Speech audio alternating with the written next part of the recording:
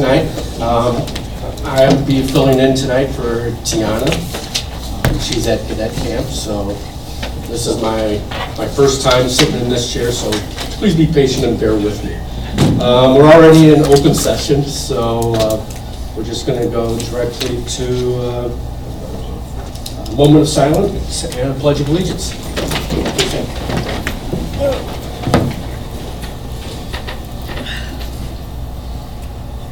I pledge allegiance to the flag of the United States of America and to the republic for which it stands, one nation, under God, indivisible, with liberty and justice for all.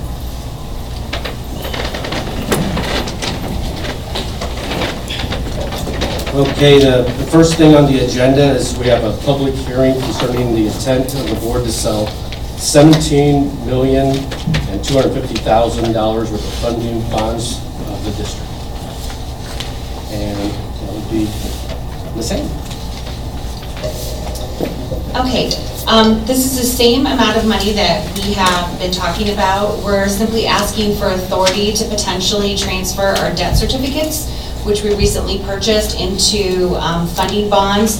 So we have a variable rate of interest that will go into effect in December. So this gives us the flexibility that if the interest rate goes up, if we want to turn them into traditional bonds, we can do that from those debt certificates. So this is just simply asking for the authority. We're not asking for any more than the original $52 million that we've been talking about for the building projects. It just gives us flexibility in terms of being able to convert these into a traditional bond from a debt certificate. Does anybody have any questions? General public?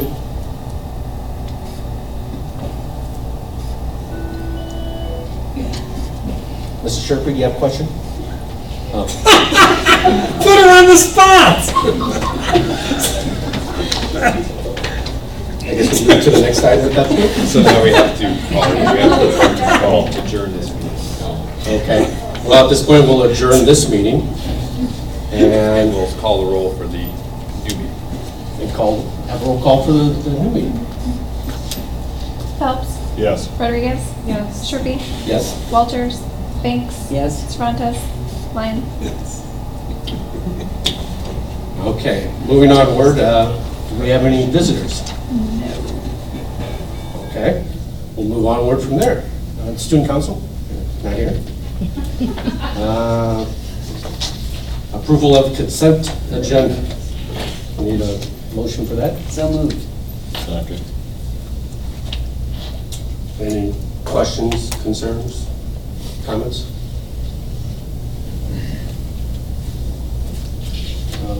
Vote for the consent agenda? Rodriguez, aye. Sherpy, Aye. Banks, Aye. Cervantes, oh, sorry, Lyon. Yes. Phelps, Aye. Okay. Oh, now we're good. Next thing, I guess it's a point of order.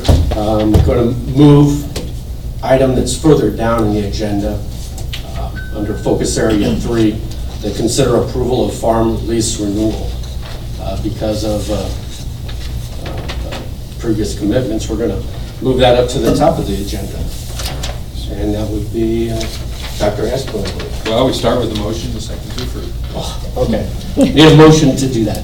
So moved. And a second. Who's second? Vicky. Okay. Morning, Vicky. So this is a 4-year lease renewal with the Hawkins family, excuse me. And you've been farming it for how long, Steve? Well, Dad started in 1964, and then I started in 1990 once I graduated from college. A while. They've been doing it a while. So. And now Matt. And now Matt is going to be. Third generation. So, yeah.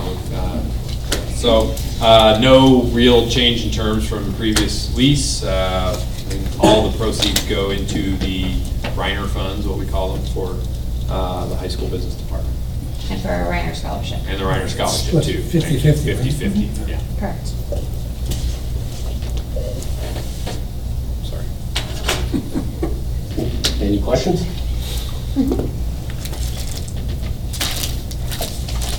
have to vote for that. Roll call. Roll call vote, please. Sherpy? Aye. Banks? Aye. Lyon? Yes. Phelps? Aye. Rodriguez? Aye. All right, thank you guys. Okay, we'll go back to the normal agenda here. Focus area 1, relevant skills that lead to employability. Administrative report on curriculum. Ms. Cook. This is probably the lightest of the last 10 months, but I'm planning a new teacher orientation for this fall.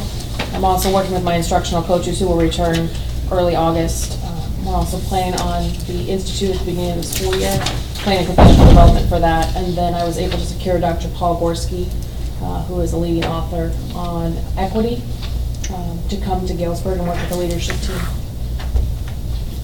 So we are working on those pieces and the rollout of all of our rubrics. When is the new teacher orientation? The 8th and the 9th. I'll send more information to you upon my return.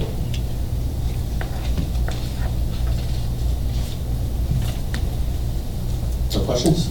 I have two, if I may. On the instructional coaches, they've gone through all this training already, and they start at the same time. I mean, do people know what's expected of them in terms of rest of the teachers? I know they probably understand what they're supposed to be doing, but do the people in the buildings know what to expect from or with the coaches? So that's part of their return when they come back here early August. They actually have an additional 5 days on their contract.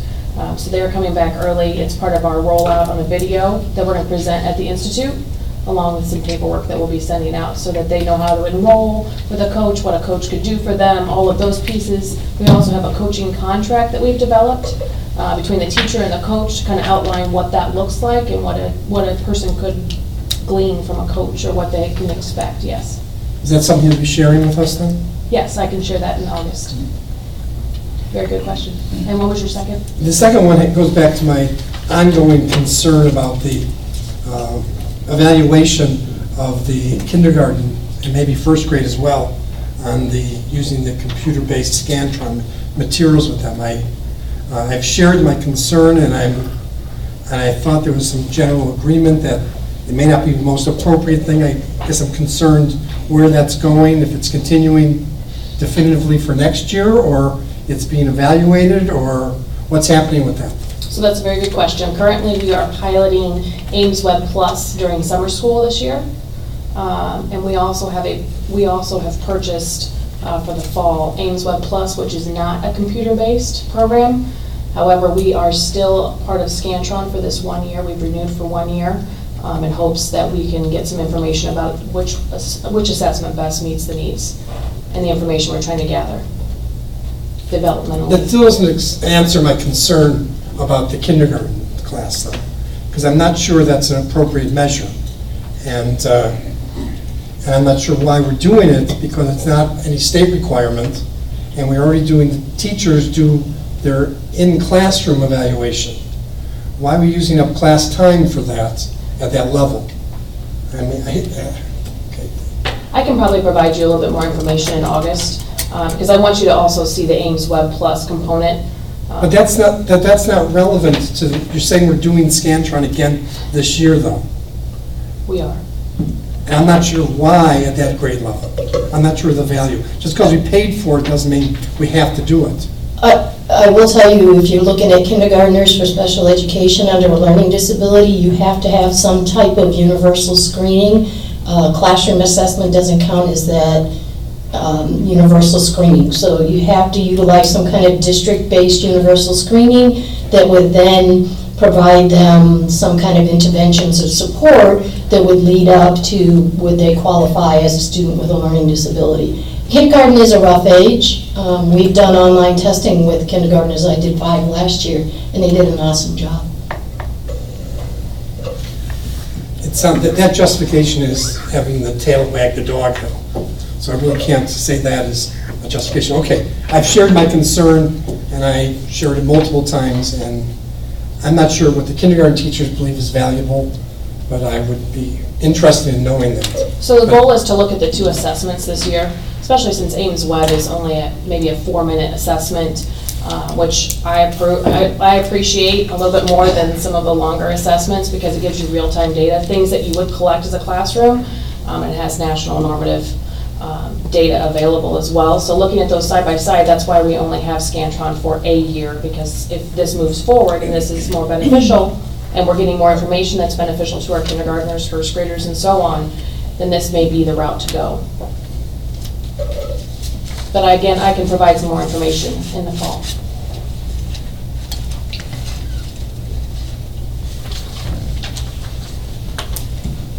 Any additional questions? Let's move on to letter B, special education report. Dr. Michaud. Special education's been busy submitting all our grants, and we now, as of today, have all our student claims in for this year.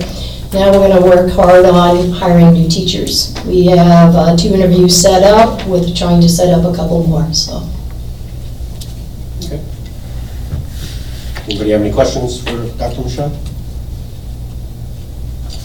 Move on to focus area 2, facilities staff, assistant skill acquisition, building study committees. Dr. Aspo. Thank you. Next Tuesday at 1 o'clock, we will be meeting the steering committee and the 712 steering committee and the 712 steering committee will be looking at the recommendations that have been made from the subcommittees, the scheduling committees. What day is that? That's the same time we're doing the other. At the same time? Yeah, it's the same time. It's all the same people.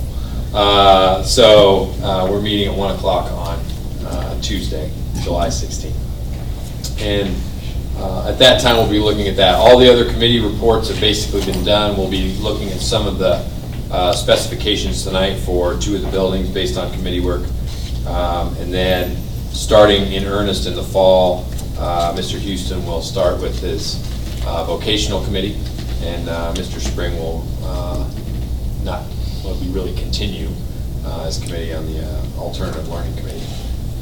So those have taken somewhat of his has taken a hiatus, and we asked Mr. Houston to wait until the beginning of the school year next year to start his committee. So those will be starting as well. But right now we have a schedule that has been recommended to the steering committee, and we will be able to ask questions, provide feedback, look at our contractual language that speaks about what type of schedule the high school has right now. As I said last month, our collective bargaining agreement has a very specific schedule for the high school, and that language is not what the recommendation is for the committee. The good news for us is our contract expires at the end of next year, and so that's a new opportunity for us to look at all of the language in our contract. So that's why the steering committee is comprised of the negotiation team. Any questions? That's all I have for that item. Okay.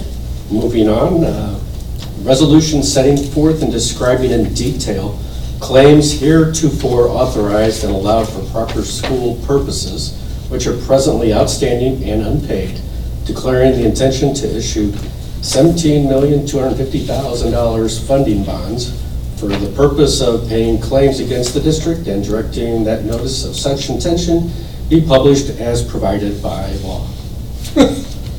Ms. Ham. Need a motion? Need a motion and a second, please.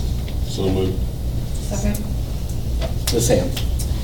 So this is the same hearing that we were talking about before the beginning of the board meeting. This is just simply authorizing that we publish our intent to ask for that authority in August. So that's what we're asking the board to do, for permission to be able to publish, to start the 30-day clock, so that then the board could vote on that resolution to be able to purchase those bonds at a later date. We don't have to have another hearing then in 30 days, do we? No, No, we do not. Our hearing today was sufficient. correct, Right, it was just so. correct. We don't need a roll call on that, too. Yes, you do. Yes, we do. Thanks. Aye.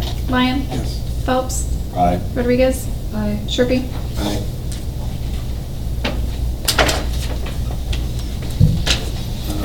Next point, consider approval of Lombard bid specifications. Dr. Espo. We need a motion in a second. So moved. Second. Now I'm talking right. With your indulgence, I'm going to get up. Allison, can you pull up the slide that I believe you?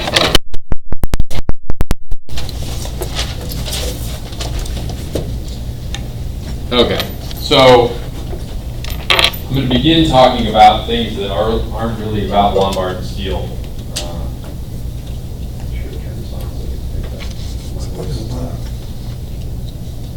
Yeah, my voice is loud. All right, so as we know, this is something that we looked at last fall and winter. And we're going to be talking about a lot of different buildings here and a lot of different interrelated topics. So I'm going to kind of frame the conversation, and then these three gentlemen in the front are going to get into some specifics in talking about what actions we're asking you to take tonight and how that interacts with actions we'd be asking you to take next month and the next month and the next month and so on and so forth. So as we all know who are sitting up here or in the audience probably too, as I look around, I'm sure you all know. This is from December 11th of 2018, and this is the option that the district ultimately decided to pursue out of the 5 options that we were given to begin with. And I stood up here because there's no way I could see the numbers from my seat.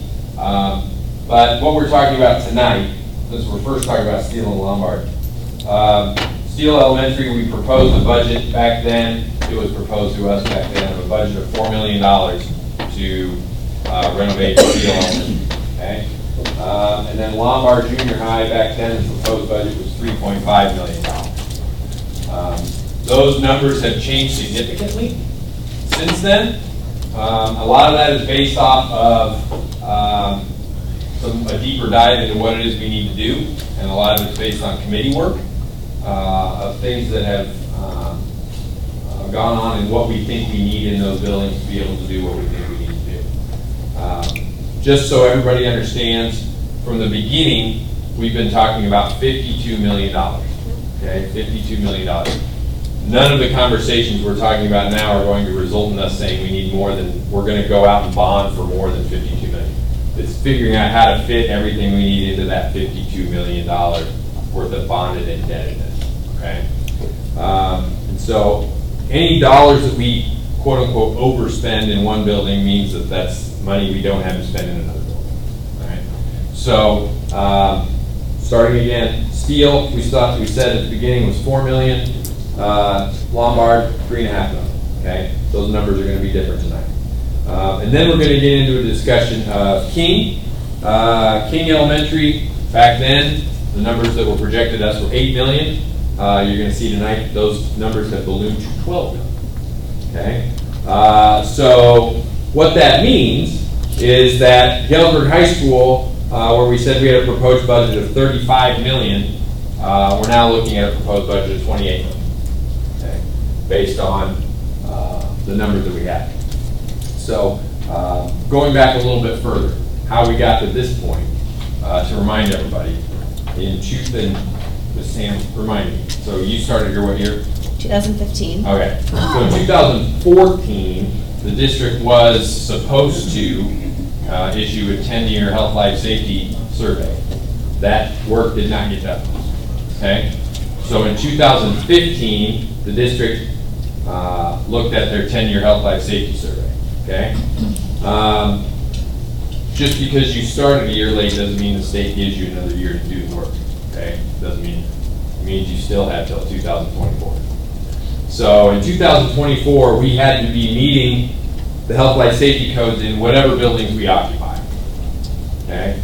And so that survey was done in 2015. Over the course of time, the architect at the time recommended some options that the district could entertain. I believe there was 9. I came on board in July of 2017. We looked at those options and realized none of those were going to get us what we needed in terms of what the community had said they asked for in our community meetings that we had in 2017 and 2018, where the community said they wanted equitable educational opportunities for all students. They wanted to make sure that we had climate control in all the buildings, and that we had facilities that would lead us into a more of a 21st century educational approach, and it would be facilities that would attract people to the community. So, looking at all those factors, we're still kind of moving everything through that direction. We're going to ask you to, first of all, tonight, these gentlemen will talk about the specifications at Steele and Lombard that, once again, are not now at 4 million to 3.5 million. They're bigger numbers than that. And we will talk about that now.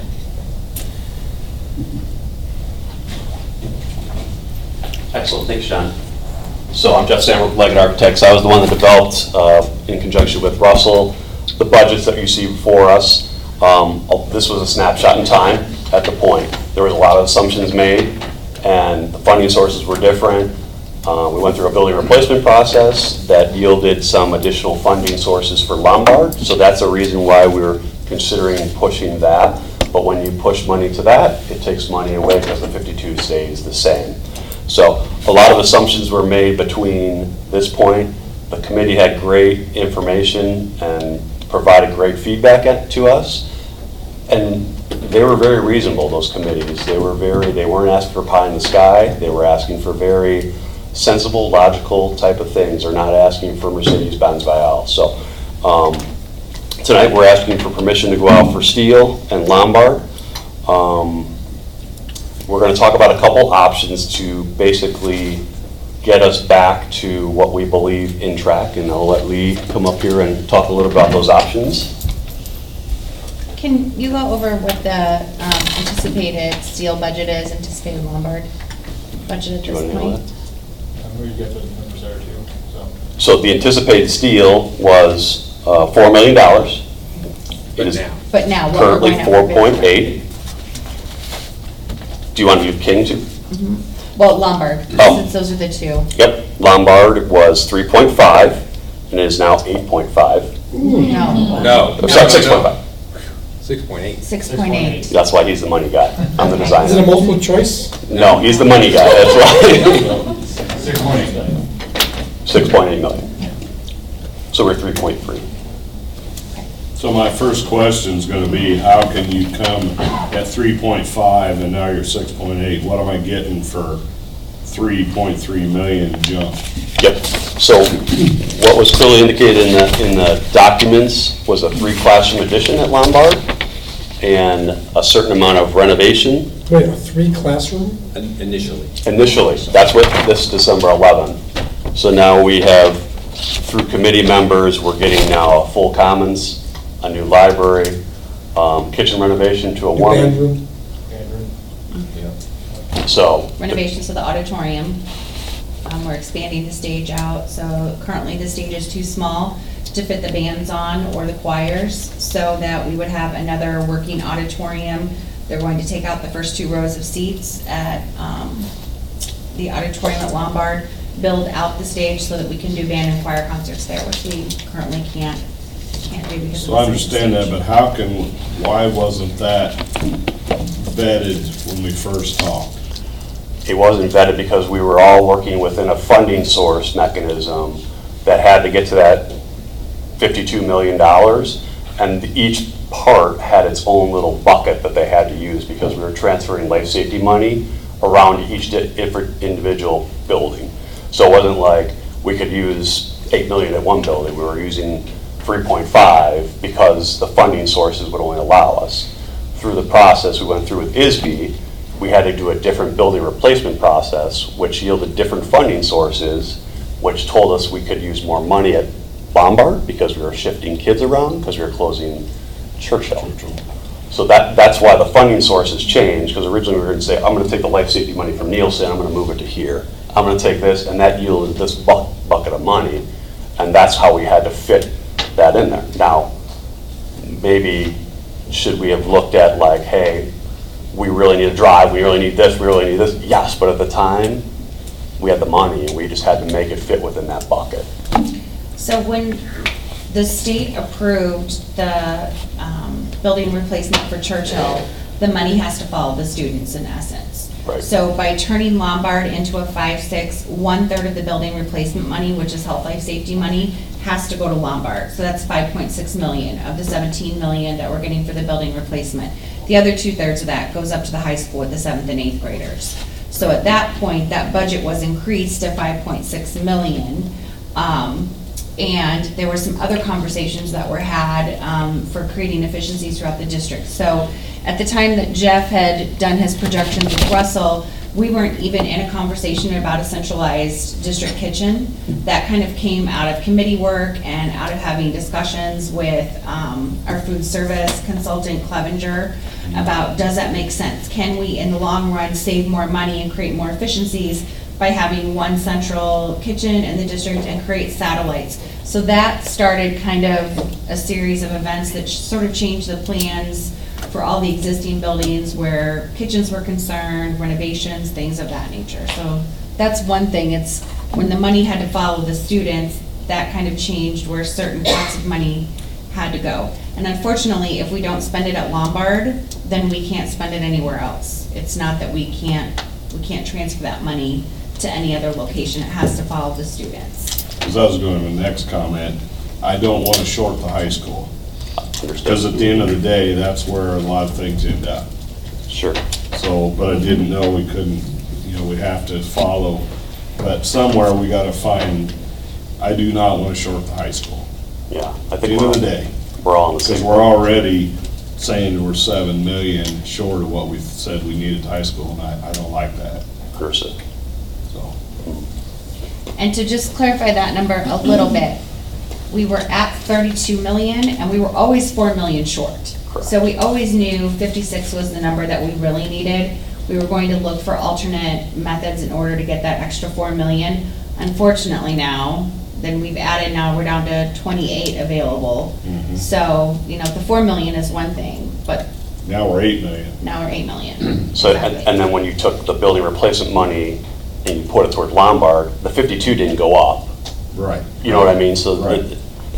you sort of move some money around in the pot. And didn't go up because we've been committed to not raising our tax rate, is that correct? Correct. I got my tax bill the other day, and my taxes went down a lot. My district tax, it went down like 20 cents. 20 cents. Yeah. My Warren County, I should have brought it with me. We Well, sort as of, we said, let me turn my microphone on. As we said, we met with the assessor's office trying to determine what the EAV was right up until the last minute. And we were basing all this based on the numbers they gave us. we would normally have received our final computation sheet from the assessor's office at the beginning of April. I've yet to receive that, and it's July 8th. We I'm just in got Warren our County. tax bill Yeah. Saturday for Warren Yeah, I got County. mine. But- My taxes went up, so you got it. Merry Christmas. Wait, Mine your went up. district tax rate went up? Yes, my overall taxes went up, yes. We'll have to see how that, We'll have to see what the rate was. 'cause What that rate was. We were working very hard to keep that rate the same. 4.83. Yes. right. But typically, we would get our tax computation sheet 30 days before bills would go out, so that we can double check everything, and we did not get that this year because the state was behind on the multiplier. So I don't know kind of what's happened with that, but we still haven't seen what our final computation sheet is. So, but that's, as Member Lyon is correct, we're committed to try to stay with under the 495 or at 495. We're under it. We're under it, correct, but the board 3 years ago set to not exceed 495, and because EAV has increased, we were actually able to lower that rate. It went from 495 to 483. That's what it was. Yes, we then tried to keep it to 483 with the discussion that maybe in future years we might have to take it back to 495. But we tried to keep it at 483 for now because of all the sensitivity of that. Any other questions? So with the 4 million shortage that we had at the beginning and the 4 million we have now, the team's been working on different strategies to try to get as much, well, should we talk about King now, or do you want to wait until? Well, it's all related, so I think, sure. Okay. So King is projecting a little bit over. It was 8 million projected originally, and now it's projected 3.8 million over, correctly? Yeah. Just under 12 million. So where did that Wait a come minute, from? where are we? So, 50% over. understood. And that, you gotta remember, when we did these projections, we were trying to fit within that bucket, and that was the bucket that we had. So we figured half the building would be renovated, there would still be all the life safety things, and there would still be the addition that would be there. And the dollars have been consistently $250 per addition, $250 a square foot, and about $110 for renovation and minimal site work. So since then, through the committees, things have increased. Do we have the slide? Of what, in- We have it on our machine. This. The new. No, you've got one similar to that. Mine's not pulling it. Wait, are you talking about the current The next thing he plan? was showing Yeah. you. If you go back to the other one, you've got You've got the it. new, We did, I didn't remember seeing that. the new site plan for King right there. That piece right Can we there. increase that? We have that? and Brian, I'm gonna need you to help me with the scope increases here. There's a campus. Okay. So, to dive in kind of, there's three options up there. Option one is the last, Can we make that larger? Does that stuff on the right have to stay? no, I think they just wanna get this larger. That column of Ryan, I'm not sure they understand like what we're explaining right now. I think they think we're looking at the floor plan or the footprint. are you explaining the options to get back on budget? or Push, what the move it scope over so we can change? see the options again. Do you want the options, or do you wanna understand the scope increase first? Whatever, it's larger, I'm happy with anywhere you want to. You're right there in the. Thank you. Go forward. Let's do this. Go for it, Lee. Scope increase first, so Jeff and Brian can talk to that. So option one is where we are today. That's with the most current floor plan with the 20,000 square foot addition and full renovation throughout the whole building. So that means everything's renovated, also has similar amount of site work, new drop-off lanes, hard surface play area, as the, the additions encapsulates in the play area.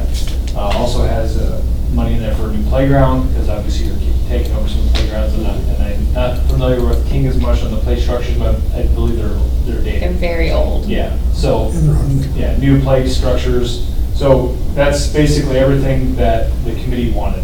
So option one will bring it the same way steel would be. Yes. Correct. Yes. So that would be, so that's that 12 million. And you saw there's a drawdown thing, I can let Jen explain the operational savings. It's 11 point. And just to be clear on what's in that 11.8, so those are the district soft costs and Russell's costs. So that includes everything, including FF&E, which is furniture, electronic security systems, security cameras. That would include the new drives, that includes the new playgrounds, new fencing, contingency costs. Everything is included in that 11.8. So, All these numbers that we have up here are all inclusive numbers. Yes. Holistic view. Can you explain to me real quick, you have total with operational savings, and you go 2021, 2022, 23. Can you explain to me what the operational savings means? Yeah, so those are the savings for closing Nielsen. Nielsen and Gale. So they look at each year what your district operation savings are relative to moving those student populations to the addition. And the reason we brought that operational savings into it is we talked through the other options.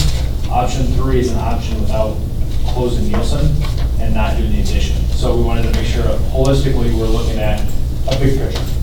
So from a construction perspective, the top number, the project budget is the budget. The other ones are more of your return on the efficiencies gained from the operations. So option 1, which is the committee, kind of approved where they want to go. Thank you, Alice. Equity with steel, that's 11.8. Option 2, we're trying to find opportunities to, give you guys options, would be the complete addition. So King could take that student population on still. It would still have all the site work, the playgrounds, so the drop-off lanes, playgrounds, all that stuff. What it does is it strips back the renovation. So the renovation would include new climate control, so the whole building would be air conditioned, heating and cooling. When we touch that much of the building, you have to sprinkler it, so the whole building would be sprinkled. And then because we're ripping the ceilings out for that, we're gonna put new lights and ceilings in. Also with that building, it has to be re-roofed as part of life safety. So that's pretty, this, remodel light, if you will. So it's new mechanicals, new ceilings, and that's pretty much it. So when it says does not include cosmetic remodeling, that means that steel, we have the lockers and all the hallway and the storage units. Correct. Option 1 would include that, option 2 would not. Correct. Yep. And that So would- the hallways would look as boring, as dull as they look today. Right. Correct. The flooring would stay, the paints would stay, we're talking about just, mechanicals is what's changing. No renovation to the media center, no renovation to the existing building for the most part, except for those things that were mentioned there. But would have the other gym added. Yes. That part And air Yes. conditioning. Yes. The addition would, the new, Addition's the same. addition's the same, so you still have the office addition, and then you have the rest of the addition. And that does not include new windows in the old addition, correct? No new windows. We need new windows? Well, yes, those are single Oh, yeah. pane. Stupid. But that does not, that number does not include that. So, yeah, so option 2 up there is getting the student population there, keeping that operational savings, but really scaling back the scope of the remodel to what's just necessary to get those needs there. Option 3 is doing a complete renovation of just the building, so complete renovation, bringing it up with everything to both King and Nielsen, and no addition. And then some lane drive work, for our new drop-off lane, and then new playgrounds. Does option 3 still include the renovation of the kitchens? Yes, Both kitchens, King and Nielsen? King and Nielsen. And it scales back the number of classrooms at Steel to Yes. 5. That- Because Right. with keeping an elementary open, you wouldn't need as many. Right. But we don't get as much operational savings Right. because we're still having principals, custodians, Right. yada, yada, So, I want to interject a little bit here. We put option 3 up there, and obviously, anything that you want to vote on is what we will do. We've put option 3 up there really to show you it's not really that feasible. Because the cost-wise at the end, you don't save money. And so, we said we wanted to do a lot of these things. We wouldn't have equity among all the buildings, because we wouldn't have the extra gym space at the new, or at King or at Nielsen. And we really wouldn't achieve the savings that we're trying to achieve.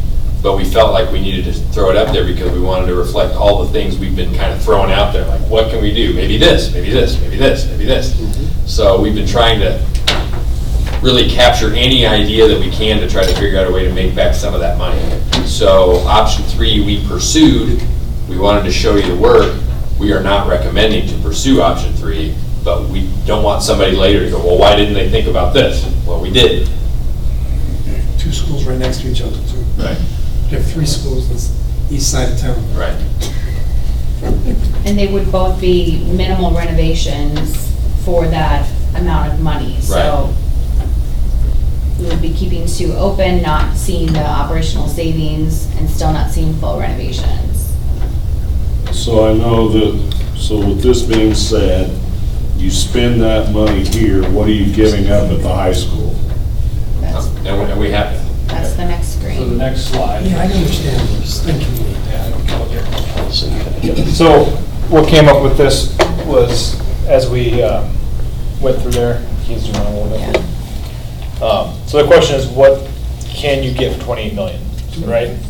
So we went through and with the help of everybody, kind of broken down by area. So to start off with the addition space, so looking at the student population that's coming to the high school, which goes to some of that funding. The rough estimate right now is 20 classrooms need to be added, about 6 new science labs need to be added, new cafeteria space needs to be added, new bathrooms and circulation space for that addition. So that equates out to about 8 million. Say, I'm sorry, can you repeat that part, what makes up the addition? Yeah, so it'd be, and again, this may flux as the design goes, but the basis of our understanding now is you need 20 new classrooms, 6 new science labs on top of that, so it's, and then new cafeteria space, bathrooms along that area as well, and then circulation hallway space. So if we add all that square footage together and estimate that, we're about 8 million, just over $8 million for that. But I thought we were going to try and recapture existing space and reuse that. I didn't know we were looking at additions at the Galesburg High School building. That was my understanding from all these discussions. One of the things that we're waiting on is kind of a final recommendation on the schedules. And so that's part of the work that'll be discussed on the 16th with the Right. steering committee. Uh-huh. Once we get that done, then Tammy Folger has been in contact with Skyward. We're going to start to run mock schedules on whatever schedule is agreed upon or tentatively agreed upon. That way we'll know how many classrooms every hour on whatever schedule it is agreed upon that we'll need. Then we can narrow that number down. So we're kind of getting the cart before the horse, but on best estimates with their work in other school districts, we're kind of highballing it with the 20 classrooms, 6 science labs, just so that we have a number to go off of at this point. But until there's some agreement on the schedule, we can't really run the mock schedules through Skyward. And then get the exact number. At a higher level, you're adding 600 kids to a school. So you do gain efficiencies in middle school and high school scheduling for reusing classrooms per period per day, but you're not going to make that up by adding 600 kids. You're going to have some sort of fluctuation. If you just did the math and it was an elementary school, you would need to add 24 classrooms for 600 kids. But you'll gain some efficiencies in your scheduling. But I was hoping there'd be space there we can recapture as classroom space that currently wasn't used. Well, there's a lot of discussions. The high school is obviously the furthest behind in design because of the curriculum meetings being finished up. So these are projections, but there isn't a whole lot of additional space to be had because you're going to be filling in the gaps with the 7th and 8th graders coming to the school. So we've been talking about other things moving in and moving out of the high school, but until those things are locked in, we don't know how much space will be eventually available to fill in with classrooms. But you've also got to think of future, Maury. I mean, you can't, And you're still going to teach somewhat of your existing curriculum. So if you're housing all those classrooms now, that curriculum is not going to go away. It might be repurposed, and you're adding the additional kids. So you're going to have an addition of classrooms somewhere along the line. Or repurposing of space if other things could move to other locations. We just don't know. If you're repurposing, well, if you're getting rid of a program, yes, you can take over that space. But if you're just moving the program to the addition, then filling in, you're swapping space. I was hoping we'd put classrooms in the balcony that's never used. We discussed some. I'm serious about that. No, we honestly. We've discussed it at length. Yeah, we've discussed some higher level items, that becoming a staggered seating classroom. So those discussions are happening because the balcony just can't just be flattened out. So yes, we are discussing that, but you're not going to find 20 classroom spaces in your existing footprint today. Well, and as another discussion point, one of the items that we've talked about is whether teachers keep their room to themselves or if it's shared, and then, so that you're maximizing your classroom space. And if we do that, that does save some money. However, then those teachers have to have office space. So then you have to, what they call hoteling them and putting them in an office. So then we'd have to alter a space or add a space for that. So you are correct. We're trying to figure out a way to use the existing space as much as we can, but there's a desire to separate the student populations a little bit, so that's part of it. We've got to figure out where the teachers are going to be. The scheduling issue that Mrs. Ham brought up is clearly still something we have to get through to be able to make absolute determinations. So when they show you these numbers tonight, it's based off of projections, based on things that we can't really know, but they know that we have to have a certain number of students out there, so they're trying to give you numbers to give you an idea of what kind of issues we're going to deal with. Right. Do we have paper copies of this? Because we have this was sent to us? It's the same number. The pictures, I can put a picture on there for you. I mean, it's the same. That's just the existing floor plan of the high school. Oh, that's just existing, Yes, not. yeah. not- Doesn't show anything. Oh, I thought you had an idea where this 20 classrooms are going to go. No. Well, I know the footprint looks No, like. it's just existing, so. So to give you some idea again, go back to the addition. It's a new there. At the end of the day, if we don't add that much on, then that pushed money from the addition to the renovation, which would be great. But we wanted to be conservative with what we think may be required for additional space. So $8 million for an additional space. addition there at the classroom. The other items was Whitehall, there's some desire to have some of the gym flooring redone and lockers. So that's $222,000 is our estimate for that. The field house, there's talk about adding a new wood basketball court and some portable bleachers, so that's $173,000. And then going back to the remodel, because at the end of the day, we kind of work backwards. Okay, what does that allow left for remodeling? What can we get in the high school? We know one of the biggest things is getting new heat and cooling, right? A boiler is overdue, so, and there's discussions, we want to actually just get rid of the boiler house and the main process. Going from boiler to hot water reheat, we're pricing that up. So new HVAC overhaul, that means new piping, new equipment, and getting that all off of the steam onto a hot water reheat system. So that's in there. With that, we go back to the same discussion we had at King. If you're getting in there, remodeling that much space, we have to add sprinkler system. So you're adding a sprinkler throughout. You're already ripping down the ceilings, so at a minimum, you need new ceilings and lights. So we started working backwards from the things that we have to touch, so mechanical systems. Talking to the district, they said that the flooring needs to be replaced throughout, and we prefer to look at LVT over VCT. And LVT is a non-waxable vinyl floor versus the more traditional, cheaper waxed vinyl floor product. So that's in there. The main kitchen that we talked about, doing the central kitchen, that's $2 million is in there for that. Reworking the main office area and renovating the locker rooms. So basically, you're kind of touching all those spaces. But In Thiel Gym. Yeah. Just the locker rooms that we're renovating are in Thiel. yeah, so that'd be a complete gut remodel of About the those. roof. We just did a roof. The roof was done Yeah. back in 2000. Do we lose the mood lights out front? No,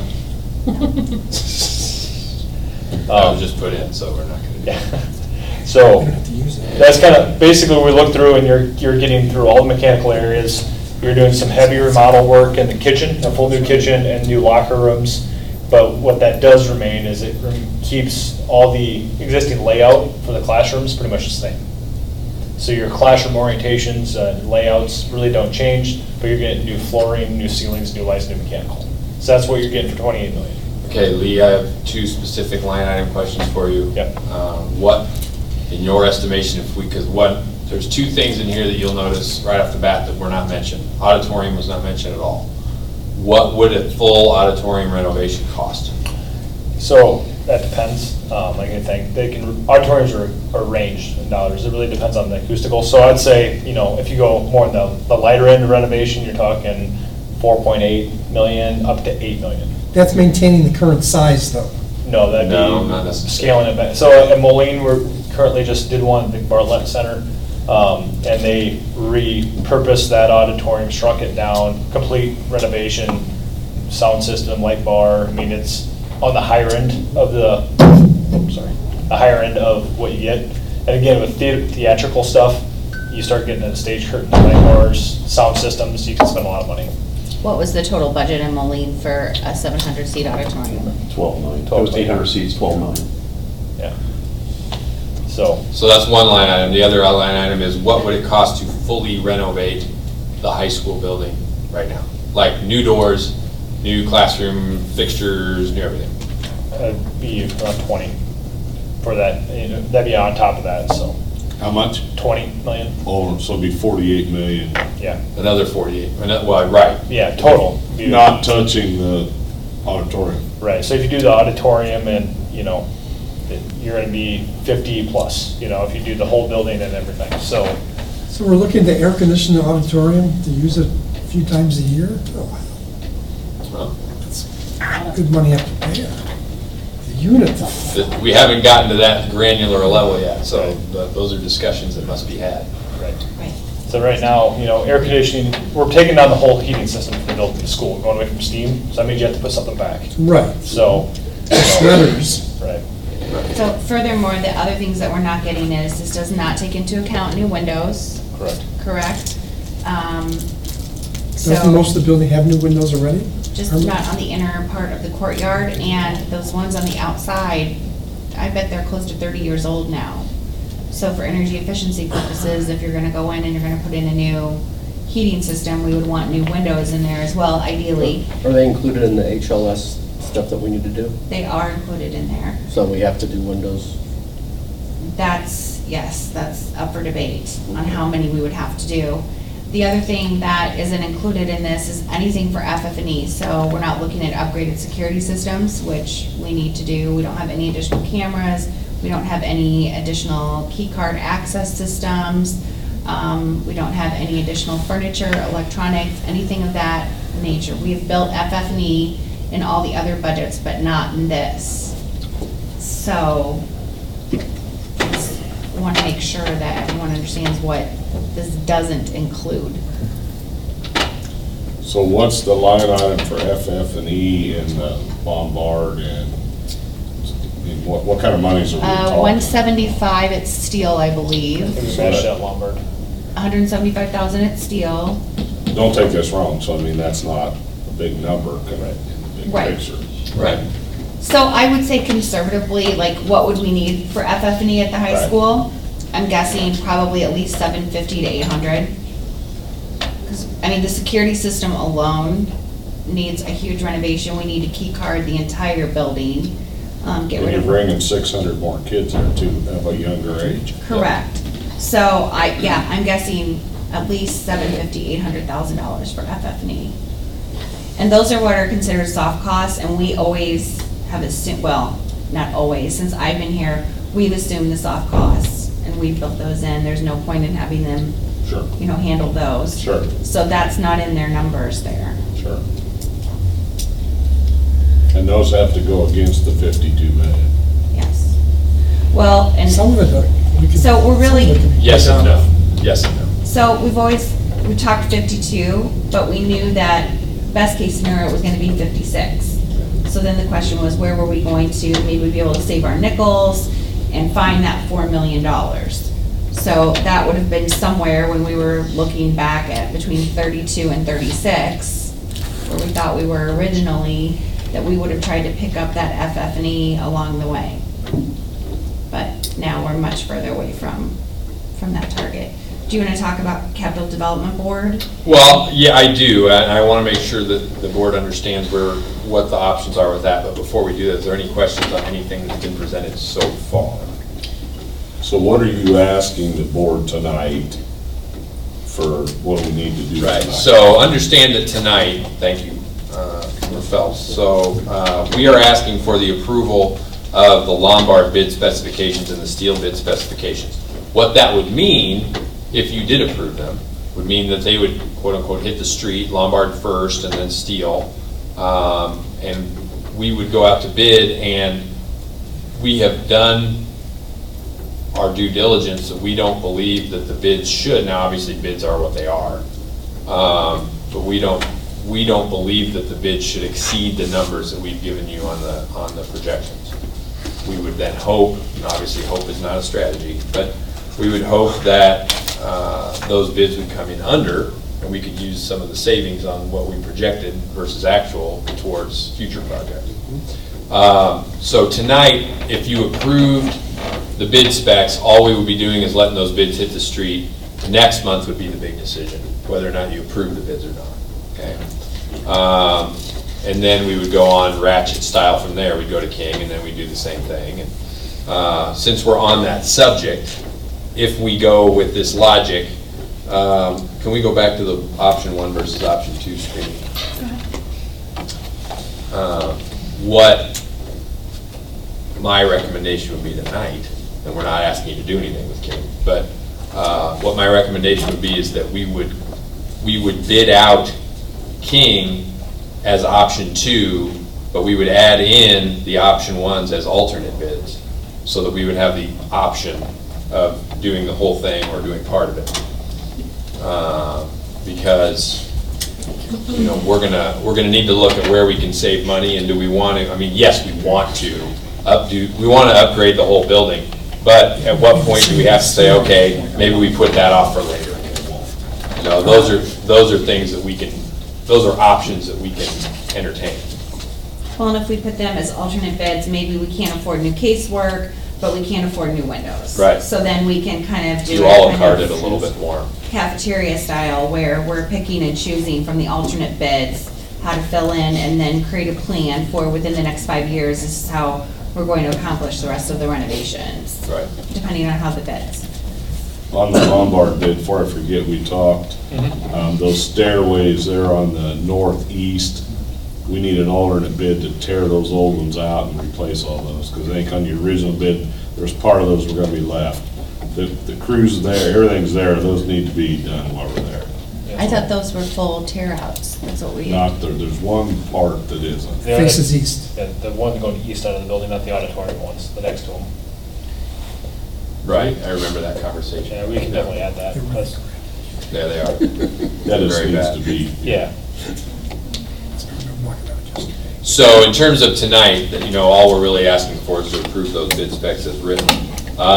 However, there, you know, other revenue sources is another thing that we did want to bring up, because we want you to understand other work that we've done. So Mrs. Ham, you want to take that Well, discussion? first let's talk about capital development board. So Then we this do year- lottery tickets? Right.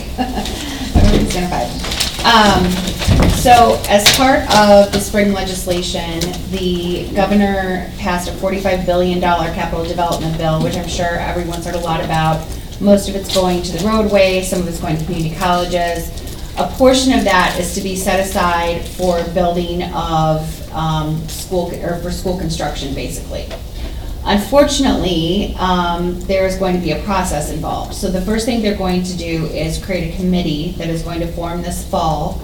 There's going to be representatives from unit districts, from elementary districts, from high school districts, people that are from the governor's office, kind of all over the state of Illinois, are going to be compiled to be on this committee and determine how much money and who's going to get the money and what the grant process will look like. They have to have their work completed by March 1st of 2020, and those recommendations have to go to the governor, and hopefully that would be enacted into legislation then for the spring session, and we would know exactly how much money is going to be out there by March 31st of 2020, and what the application deadlines and process will be. So, best case scenario, we know we have potentially, if we were to spend the 11.8 on King, and we have 28 million left at the high school, or somewhere between 28 and 32, depending on how the bids come in, that we would still be in the planning process where we could apply for a capital development board grant for additional monies to go towards the high school. So that would be wonderful if they would do a matching grant, or do $20 million or $15 million. We'll take 10, 5 at this point, whatever. Unfortunately. 20 sounds like a good number. 20 sounds great. Unfortunately, we don't know what that process is going to look like. We don't know when those grants are going to be out. And regardless of what is decided, if this plan, the way we have it presented tonight, is the direction the board wants to take, we have to do the production kitchen at the high school next summer. Because with Lombard coming offline as a production kitchen, there has to be a main production facility, and that has to be at the high school. So that work would have to be done next summer, so that would kind of pigeonhole us into a certain system where food service is concerned. I have a question about food service. Can we talk about that for a minute? In looking at the plans at Lombard and Steele, let's look at Steele. The kitchen has grown by threefold, because we're doing the serving line inside instead of outside. Correct. So, and it has a lot more equipment in it, and it has its own walk-in. Right. So, how is it not a production kitchen? What won't be made there, I guess? Because there's a So- lot more equipment there.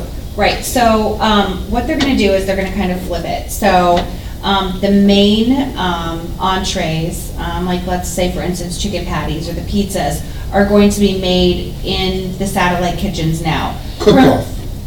Right, so currently those main entrees are cooked at the production kitchens, and the satellite kitchens make the sides. They're gonna kind of flip that. So all of the sides, all of the fruits, all of the vegetables will be made at the main production kitchen.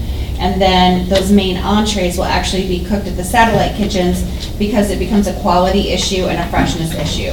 So if you're cooking chicken patties for Steele and it's coming from the high school, for instance, and that's your main entree, that may be cooked at 8:30 in the morning.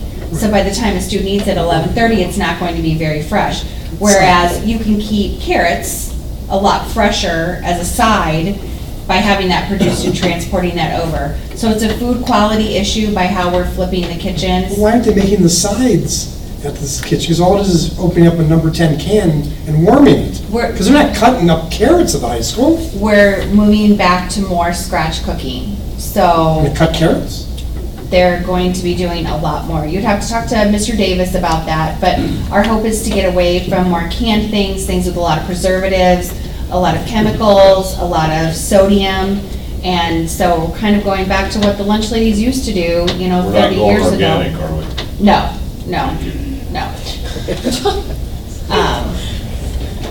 So, you know, we're trying to produce a better quality product for our students. Keep one in business if you want organic. No, we couldn't buy from there.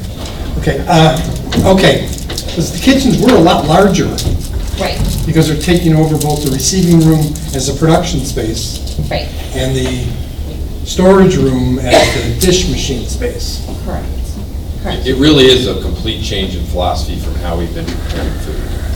And it is based on higher food quality and fresher food, and trying to have more nutritious options for students when they.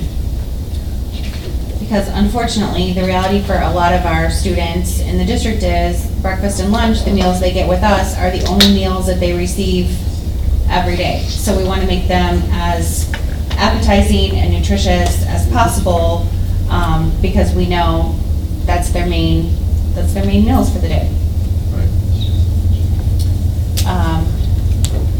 So other revenue sources. Other revenues. So capital development board is out there as an option, but we're probably 18 months out before we would know what the likelihood of that is. So the high school project could be part of pursuing those funds, Correct, because the time frame would allow us to Correct. still be in the planning. correct. Yes, We can stretch out our planning, so we are. yes.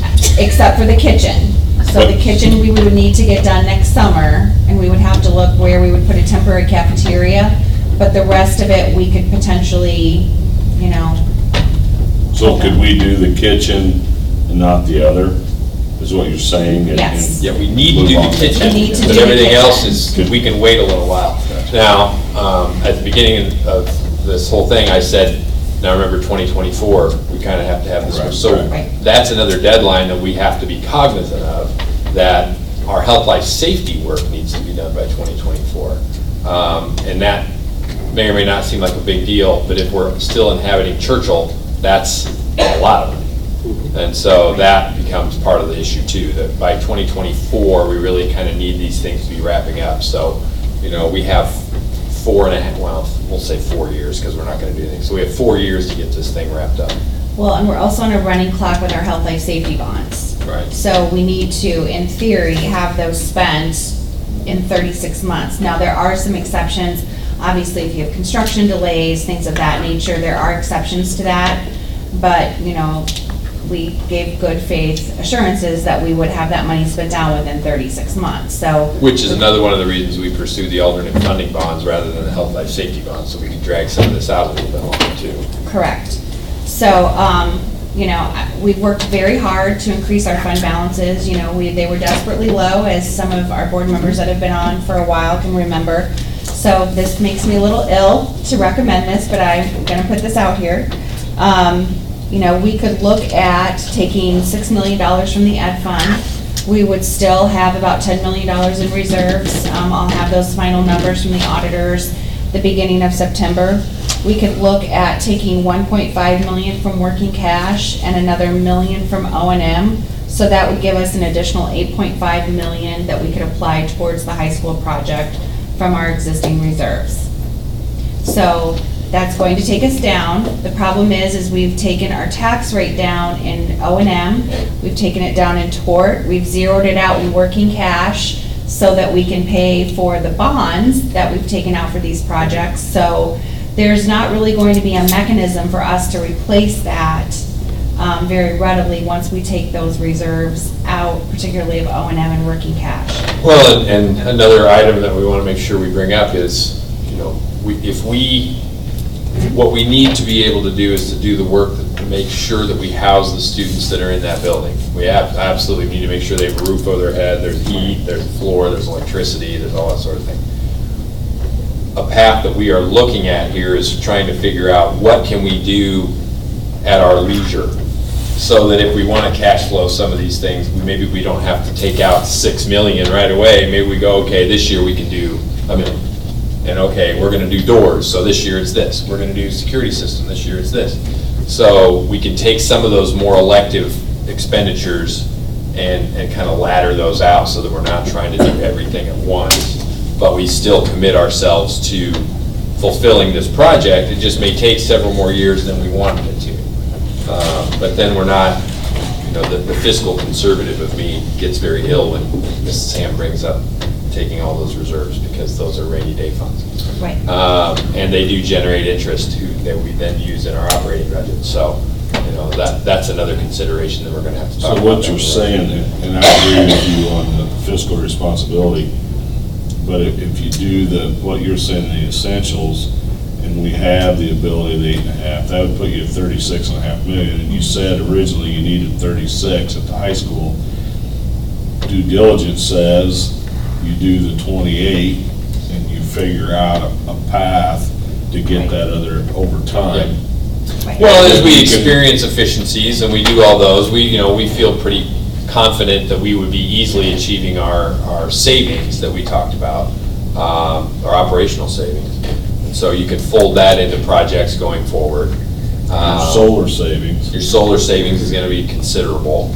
I'm confident, if the capital development project thing comes out, we do have another, I'm not going to say it's an advantage, because it's not really one, but the state still technically owes us $8 million from that. So maybe that's a leverage point to say, well, you didn't ever give us the money last time, so, why don't we take some of that money? And how they almost money? Because the district applied for it back in 2011, and they were put on the list, and then they talked about zeroing that list Lombard down. and for steel. So.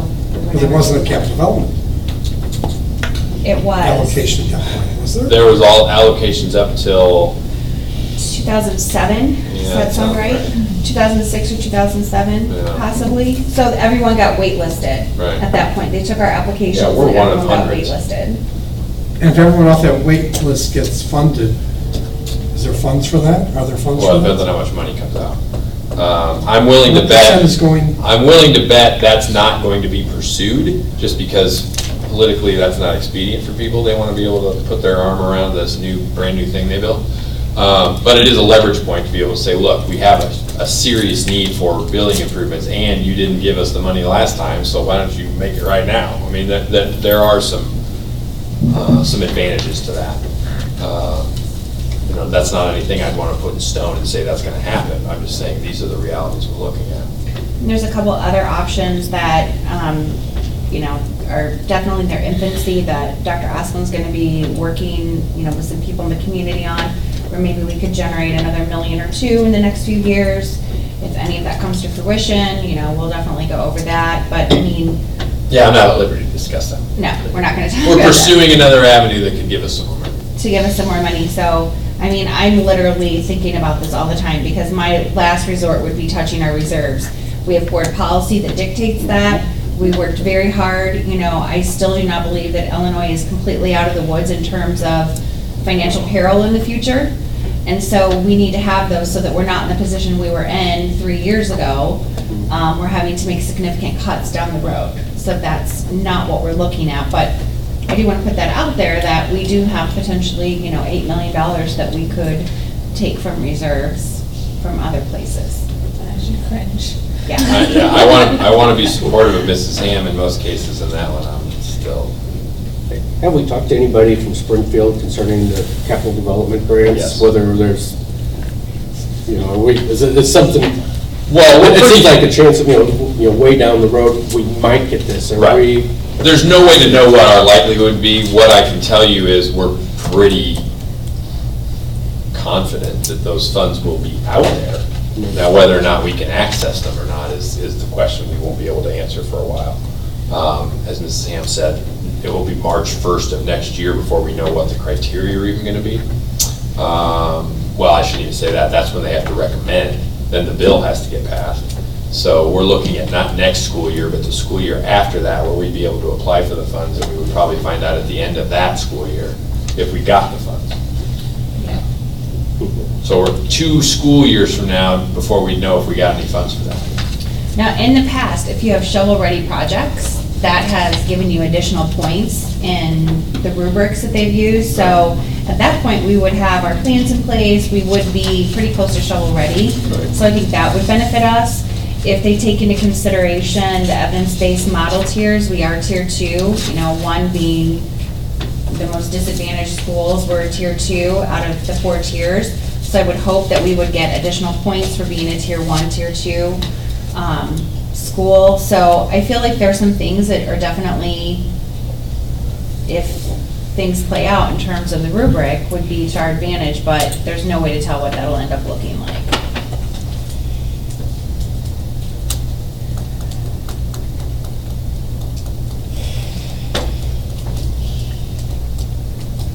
And to put this all in perspective, a new 7-12 campus building would cost upwards of $100 million, correct? 110, we had that discussion today. People need to realize we're still looking at a huge.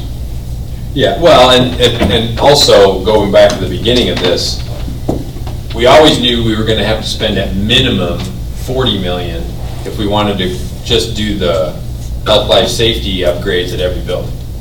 And that would be keeping every building open, not having air in any of the buildings that don't have it now, not doing any remodeling, not doing anything. No operational efficiencies. Right, no operational efficiencies. So there was never any point in this where it was like we weren't gonna spend money. I mean, it was always at least 40 million. We just made the decision to try to maximize what we could with our bond and interest, trying to keep the tax rate as low as we can and try to make things a little bit better for everybody. So, you know, we still believe that's the right course. We just know that we now have to re-examine how the money's gonna get allocated. So, going back to the point tonight, and obviously stay on this as long as we want, I just wanna make sure that we're staying on point. That tonight, we're asking you to approve the bid specifications for Lombard and the bid specifications for steel. Next month, we'd be asking you to approve or award, or not award, depending on what happens, bids to all the subcontractors that would be out on this, on these agreements for Lombard. I don't, steel, Lee, help me out. We're hoping at least for the structural steel and concrete. to Yeah, be ready to because I didn't award. think we'd get everything. Yeah, we should have all the bids in.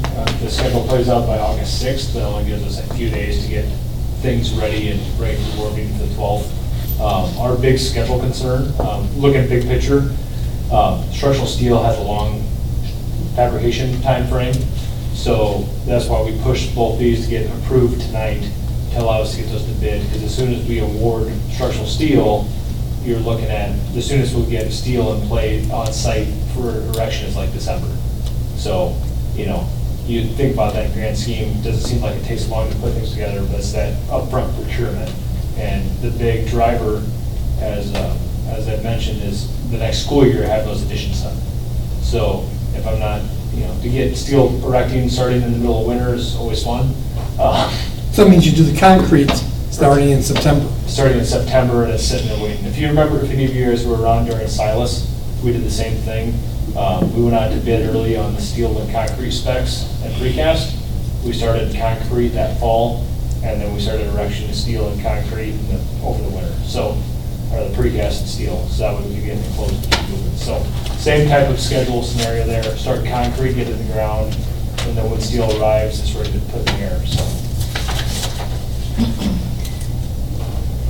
And that will also drive, as we talked about King, the reason that's important to know the board's direction on how we want to go with that one is making sure that we progress with design enough that we can get an early bid package for steel out this fall yet, for the structural steel and concrete, so we can again get that addition started so we can get it built, because the addition is the big critical schedule part of housing the students. So, you know, knowing the direction on where we're going with King, that yes, we are doing an addition, and that allows the designers to keep designing and get those to a point that we can get those bid out here after Steel and Lombard get bid out. vertical in the overall scheme of everything. And then looking farther down, the kitchen will be coming for, asking that to go out to bid later this, in November, December timeframe. Going out to bid on that one, so that way we can hit the kitchen remodel for next summer, because next summer's gonna be busy. We have 4 active schools all at once going in, trying to hit that August date for your student shifting around the population, so a lot of moving parts. Do they want direction on King Little Look right now in terms of drawing things? I mean, we have 3 options out there. I think 3's a loser. And option 1 and 2 both require the addition. Is there any support for option 3?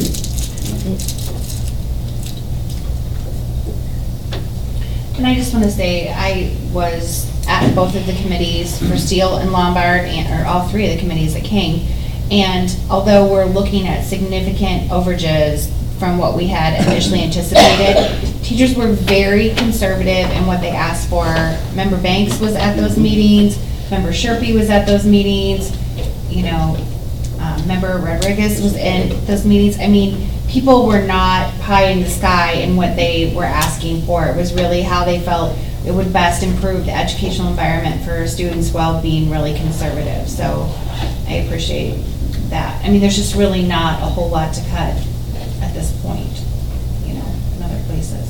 I got a question for the architects. I was really shocked when I heard of these overages. And again, we were, in the design process, I think we were trying to be conservative. I know we have to, make some choices between, for all 3 of the schools, but we'll also be moving on with the 712 project. And we have substantially less to work with. What assurances do we have in the future that, you say that we can do this for 28 million, then it comes in, it's like, well, it's really going to be 56 million. That's a fair question. As with anything, our early estimates are based on the information provided and how much scope we're remodeling. And that's why we tried to be a little more detailed with what you can get for 28 million. Early on, I think Russell wasn't engaged as much as more working alongside Leggett and said, in general, what does this cost per square foot? Because we're pretty high level, right? Right, I mean, yeah. We're diving a little deeper now and saying, I brought, different consultants in and looking at what's your existing mechanical system, what would, different options. We've had those discussions now to have a little bit more dialed in. So you're going to be working closer with Russell from the get-go? He is. I'm with Russell, so I've been working with them more to have a better understanding of what scope we're talking about, and I think it's our duty to you to try to be clear of what is in that 28 million and what's not. And hopefully we did a little bit more of that tonight, saying, it is the mechanicals, but it's not the paint. It's not cabinets, it's not windows, but it is floors. And it's always difficult at these early stages to estimate off of an active sketch, but that's, why we're trying to work together with you guys on it, trying to guide that design. And that's what happened. We were in an airplane looking down, trying to figure out how much space we could accomplish with the money that we had. And obviously, when you look at things from an airplane, when you get more detail and you get lower to the ground, you're like, oh, there's a bunch of houses. That's when you start to understand, things grow. And tonight I have sticker shock. And all of a sudden it goes from $8 to $12 million. Remember, you're always 4 short, and Lombard got moved up. I understand your explanations as well, but I also know we have to move forward with the 712 project. And, that's going to be even a bigger project with more attention to details. I guess the good news with, going down the path that we're going, a big chunk of the high school project is going to be your kitchen. When you look at that line item below, it's over $2 million. So getting through that design piece and that up there, that's kind of a set, unknown, that's now going to be known. And, when you look at a building, classrooms are less expensive than, kitchens and bathrooms. And, so looking at those pieces, how they all work together. So we kind of have a little more idea as we keep refining and going down that path. And, now that we're involved, we're working with Leggett to give a little more real-time design feedback to say, okay, if we go down this path, that looks like this, and then we can bring it to the district to say, is that what we want to do, or push and pull in different directions. So, you know,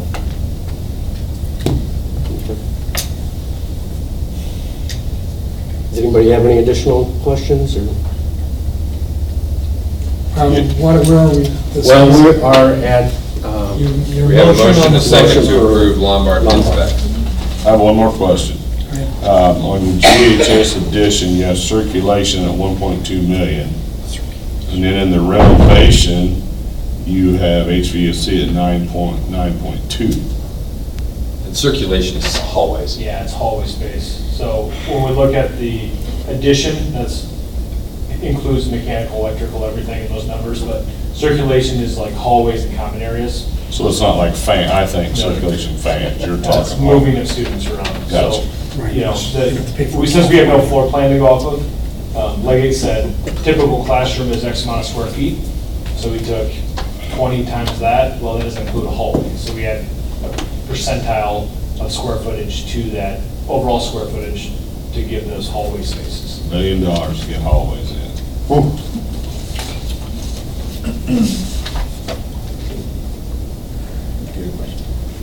We're talking about the Lombard building, Yes. correct? Okay, you're talking about the flooring. I thought you were wanting polished concrete. What It happened? costs more. It costs more? How can it cost more? You're not putting something down. You're grinding it off. Yeah, but then we never have to finish it again.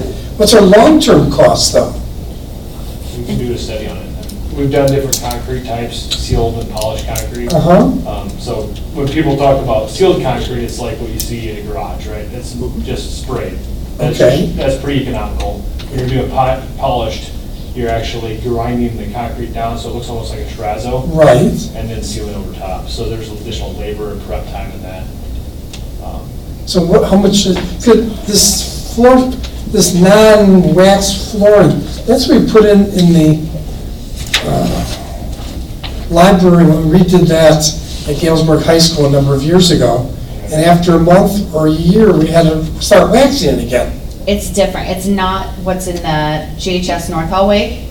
That was the no wax product. That's the gray and the yellow and the Right, black. but isn't that what they're talking about here? No, A no. no-wax product? No, that has a sheen on it. That's an It didn't entirely initially. different. So we product. waxed it. So yeah, the term now they use for this product is an LVT, luxury vinyl tile, but it's, there's a lot of different finishes.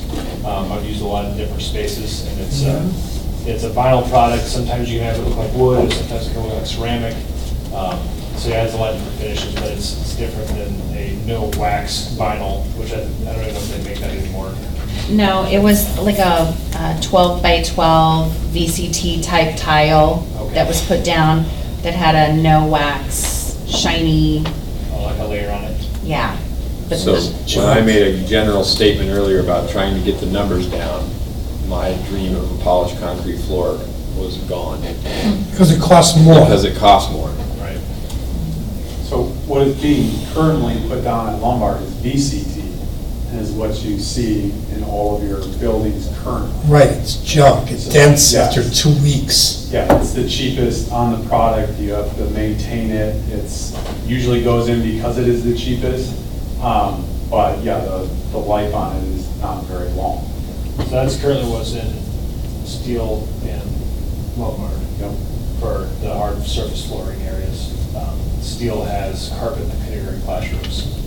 But then we have LVT for, There's no The high school LVT is anywhere hard. except being priced for the high school. Right. I'm sorry, what was that? The LVT was being discussed, the price in the high school option. I thought we were doing that as an alternate, no? I have to look back, we can. And the LVT is what you're proposing for Lombard then? No. VCT. No. VCT. VCT. Which matches existing what's in Lombard. So we're matching the existing, so Lombard has two different floors. The old part of Lombard has terrazzo, and then the newer edition has VCT. So we're matching the same material type as the newer edition, bring the VCT throughout. Can we check, I thought we were doing LVT as a alternate bid. We certainly can. It's Can an we easy add that? alternate. Yeah, sure. Okay. I would like to see that because as I sit here and think long-term cost, you spend it today and you don't have all the maintenance and all of our people doing that. That can add up to huge numbers, especially down the road to what I'm seeing, the inflation of these. We need an alternate bid on that floor. So The just to be stripping and the clear, waxing alone, I mean, just the labor, that's what Labor. our teams have been doing the last couple of summers. We're not doing it this summer, but it's a tremendous amount. That's only the spaces that we're touching though, right? yeah, so just to be clear, I mean, we're not, are we only doing it in the commons and the band room and the new addition? Because the rest of the building has. Yes. Right, yes. We're not gonna rip Yes, off old no. So you're still gonna be waxing the rest of the school. Right. It's just gonna be That's fine. two spaces. Just The the new new floor. space needs to be, Yeah, yeah, that's needed all the way. Same way with steel, I'd say all of them. yeah. I would like to see. Well, and we put in I was shocked when I saw VCT at the this. high school when we removed Spent a lot of time. the asbestos, my first That 2 hurts years me. here, and we're getting pops. I mean, we've got a lot of issues in the classroom. It's just not a very quality product, so.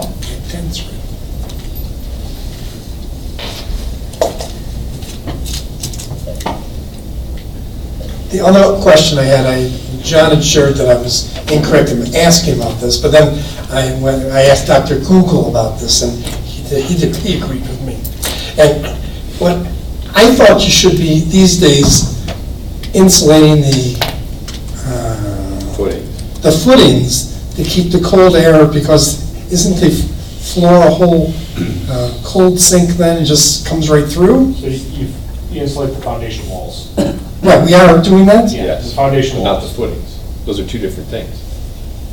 Footing's the horizontal part. The footing is what the wall sits on. Correct. Okay, that is getting That, insulated. the footing is not. No, the footing The wall The is. wall. That goes below grade is. So your footing's about 4 foot down, Yeah, flat, and then your wall Here's your sits up, footing. it's back built. right.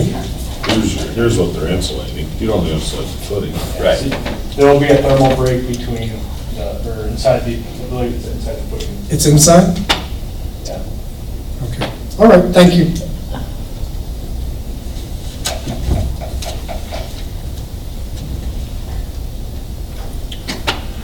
Any more questions?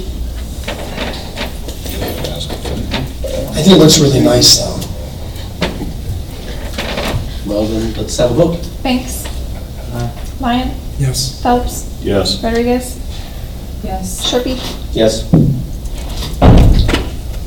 So this goes, so the documents are ready to go out then, and they go out tomorrow? Lombard. Yeah, Lombard will go out tomorrow, and we'll add these alternate bids and via addendum. The intent is that they'll go out tomorrow, we'll have a pre-bid on Thursday. With the bidders. This week? Yes. Yeah, they come through and walk through so they can see what they're doing. So they know right away this is coming. Right, and then bid opening is expected to be, depending on if there's a lot of changes, to be the 23rd, which I believe is a Tuesday. Yes, it is. And then we'll scope them out. There's time built in there that if, there's changes or questions that come up, that we can push the bid date back. And then the intent is that steel will go out to bid on the 22nd, and then bid 2 weeks later on the 6th. So we don't want to bid steel and Lombard concurrently, because it's just, we want to, part of the thing with getting our best numbers is if you have 2 mechanical firms chasing a project, and one loses it, they may sharpen the pencil on the next one. Or if there's 2 firms that can't man both, they may not know how to bid and only choose to bid one. So if they don't have manpower to hit the schedule for both projects, that's why we're staggering the bids. So, And you'll have an alternate on Lombard on the stairs and those kind of things. the stairs and Discussed. LVT. And then we also have an alternate bid on the concrete paving and So I just approved having the glass go down to the grass, right? Oh, darn it. Next, I need a motion for considering approval on the steel bid specs. So moved. Second. And do we have any questions? I think it's pretty much covered amongst the last one. Let's go ahead and vote. Lyon? Yes. Phelps? Yes. Rodriguez? Yes. Sharpie? Yes. Banks? Yes. Okay, How much money have we just spent? None, Should nothing. None, really. Not yet. Next month, more. We're just looking at the stickers. Okay. Next, update on district building projects. Mrs. Ham? Well, I think we've. Well, other than where are we with the windows for Silas Village? I don't really know. Doesn't have windows? No, No, it broke does. out, we replace them. They're being ordered. I haven't heard any update. And we're still tentatively on schedule for Old Lombard Gym that project to start next Monday. Really? We're finishing up with a historical architect this week, but I'm hoping everything goes as planned. And he's gonna give us pictures then? We'll have a look. That was the photographer who has already come and done his work. We have 81 pictures of the interior and exterior of it. So it'll be about a 200-page report with photographs when it's all set, so. And we've already had a visit by the solar folks that want to start in earnest on some of the projects to try to get that going. So the earlier it starts for us, the quicker we can start saving money, so that's a good thing. Think that will get in this year, or?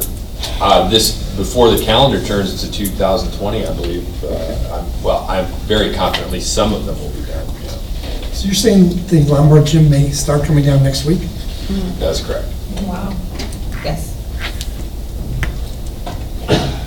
Okay. Moving on to focus area 3, responding to the changing needs of our community. The first point is discussion of health insurance plan changes.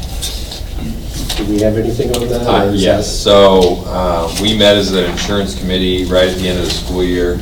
We presented here last month of some potential changes, and we are not ready to vote on those. The GEA was to vote on that in their executive council. They did not. I don't know why. But that has not been voted on, so we do not feel comfortable going forward with the recommendation to do that yet. We still have time. These changes wouldn't go into place until January, but we're really going to need to get those, if not next month. We could push it to September, but that would really be it, because it takes time to get those changes made. Right. And then Mrs. Ham did have the medical trust fund balance there for you, so you can see what the trend lines are. So I'll be giving this to you every month. It'll just be a running 36-month record of our balances, and there is collective bargaining language that I put in the bottom of page 2 that talks about when certain things are triggered based on when the expenditures from the previous year are 80% of the fund balance. We're kind of in that neighborhood right now at about 79, 80% on any given month. So we're doing exactly what the contract says, which is having discussions on cost containment measures, how we can kind of reverse the trend and what's going on. And it is until we hit that 60% threshold where, we would be talking about premium increases and things like that. So that is not our intent. That's not, our hope is that some of these cost containment measures that we would be able to keep within those parameters and not hit that 60%. And for a little history for everybody, we are not surprised that this has trended in this way. When we made the change a year and a half ago, we knew we were going to be going in this direction for a little while because we were going to be taking on some other folks that had not been on our plan. So, this is not a surprise to us. We still feel like we're in a very good place and we've been doing right by our employees. And if I understand the coding here, yellow means we're spending more than we're getting in, and if it's white, is that No, correct? It's less than 80%. Oh.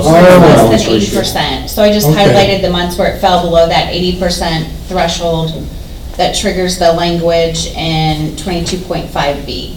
Okay. And we've been having those conversations since January, so we kind of knew we were headed in that direction. Cottingham and Butler has done a really nice job of presenting them some different options, and that's why the committee's been having discussions on that. So hopefully, we'll have an MOU from the GEA next month, and we'll be able to vote on some of those changes. I appreciate you doing this document. It's a good snapshot of the trust fund balance. Will this be in the future on something the public will be able to look at as a Sure, link? we can add it just as a report every month on the consent agenda. I need to I need to add in a comment too. So in future agendas, we learned last week that we should not be doing hyperlinks. That is actually a violation of Americans with Disabilities Act. That we're supposed to have it all in one scrollable, look-upable item. I don't know. We did learn that. So this will likely be the last month where you have hot links to different things. They'll all be on one document. A very long document. It will be a very long document, but we do like to be in compliance with the law. So we're going to do that. No. Yeah, just point of order. One more thing I want to point out. I sat in and listened to some board meetings not too many years ago when the fund balance was at $150,000. And we're We're in a much better position than that. much better position. We had a lot more employees. And I would like to add too that, I've only been here, a little over 2 years, but the insurance committee, I've been very pleased with what our insurance committee, I feel like they're very informed. We've had very good discussions. Our employees have done a great job of bringing representation of others. It's a very highly functional insurance committee. So whatever decisions we make, I feel very good about because I feel like people are being educated on how this thing should work and being proactive in making decisions in a timely manner. So, I feel very good about where we are, even though these numbers don't necessarily reflect that. I feel like we're in a very good place.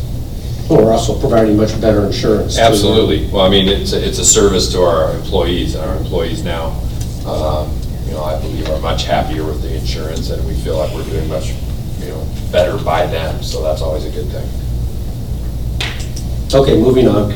So we already had B done, so move on to C, approval of press policies, first reading. And I'd ask that we table that for tonight, as the policy committee being new, we are meeting next week to go over these for the first time, so we will be able to give you a formal recommendation next month, and there's nothing urgent on there, so there shouldn't be a problem. Okay, so tabled. Moving on to consider approval of dual credit agreement with Carl Sandburg College. And I believe I need a... So moved. And a second. Second. Dr. Esper. Thank you. This agreement has not really been substantively changed from last year. This just gives our students the option of taking dual credit classes through Carl Sandburg, and it spells out who pays for what. And just so you know that the students are able to apply for a Pell Grant that pays for most of the cost of that. And if there was ever a cost that was too much for them, that would be picked up by GABC if it's an ABC class. Last year, I don't believe we spent any money on that, did we, Mr. Houston? No. Yeah, I don't believe we spent any.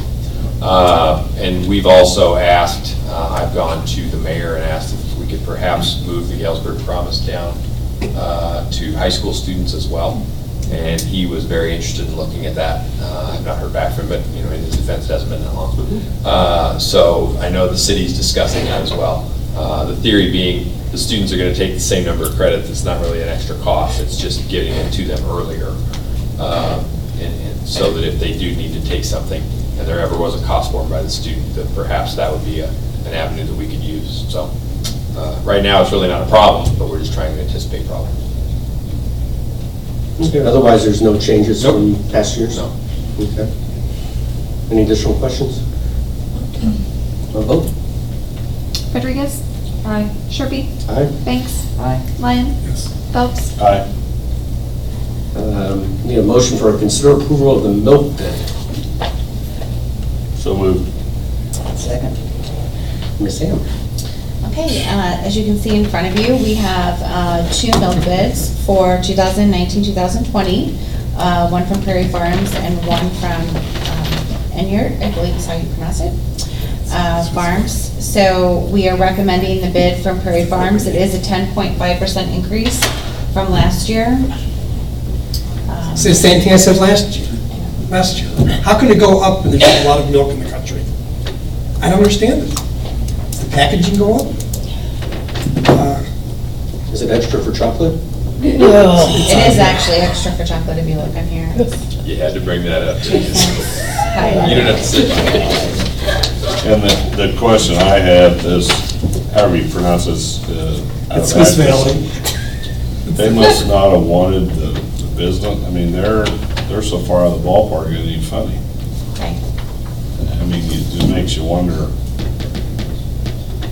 I would agree with member Lyons that it's still too expensive. What are we gonna do? That's right. Yeah, that's ridiculous. They poured it down the sewers. Yeah, there is a lot of extra milk in this country, but I don't know. They don't get it. The vote? Sharpie? Aye. Banks? Aye. Lyon? No. Phelps? Aye. Rodriguez? Aye. Need a motion for the bread bid. So moved. Second. Mrs. Ham? Okay, so we have a recommendation tonight, actually not to go with the lowest bidder in this particular case. We had 3 bids this year, which is excellent for bread. I remember 6 years ago in a previous district where we didn't have anybody bidding on bread, and we were literally going to Walmart every day to purchase it because there was no one downstate providing it. So this is excellent that we have a little competition down here. But we had Bimbo Bakeries, Aunt Millie's, and Alpha Baking that all had bids. We are recommending that we take Aunt Millie's over Bimbo's. It's only going to be a $72.94 difference for the entire school year. We know that quality. We worked with them in the last couple of years. They've provided services. So we are recommending going to the next lowest bid. Comment I'll make on there, if you look at Aunt Millie's versus last year, there's really no price increase because they went from a 20 slice to a 24. Correct. When you do the math, there's no price increase. Right, right. So. But compared to Bimbo, it is higher than, Yeah, and you're Bimbo right. came in this year. Yes, yeah. So, we do have to point that out, that we aren't recommending lowest bid, but they have had good quality and we've been happy with their service, so that's what we're recommending. You want to say something?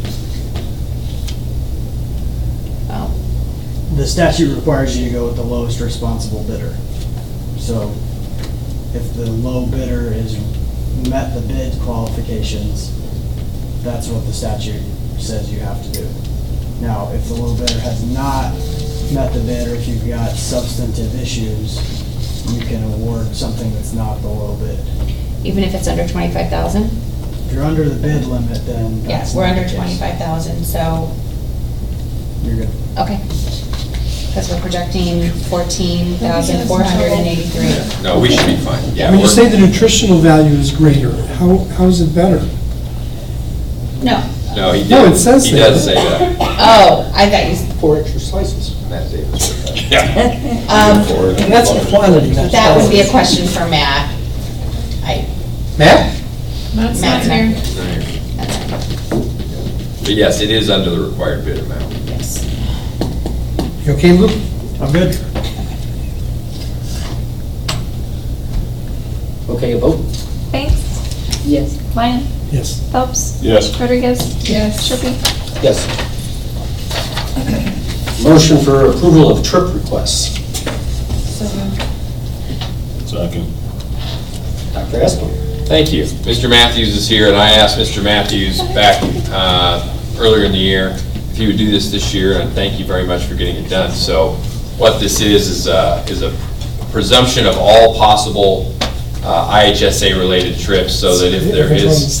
So, exactly, we're all going to state Great. meeting this year.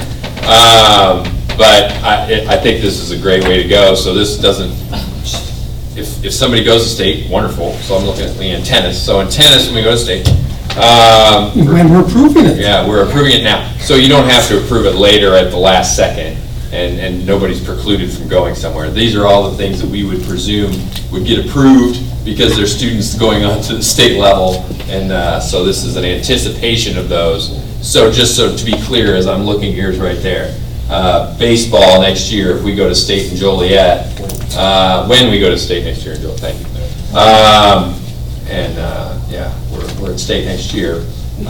We don't have to come back because school's already out, and, oh, you know what, it's June 11th, and oh, we forgot to do it. Oh, no, we already approved that in July of last year, so this is something we just like to do on a rolling basis going forward for year to year, so that we have these ones that we feel could happen, but we can't guarantee they're going to happen. But these are the dates that Mr. Matthews put together, and I thank you very much for that. Banks? Yes. Lyon? Yes. Phelps? Yes. Rodriguez? Yes. Sharpie? Yes. Motion to amend the 2019-20 calendar. So move. Second. Dr. Hess? Thank you.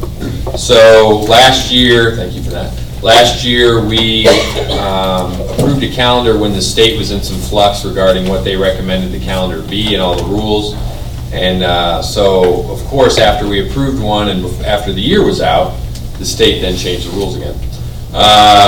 So what I'm recommending is actually something the calendar committee discussed. I did not run this by them again because we were out of school.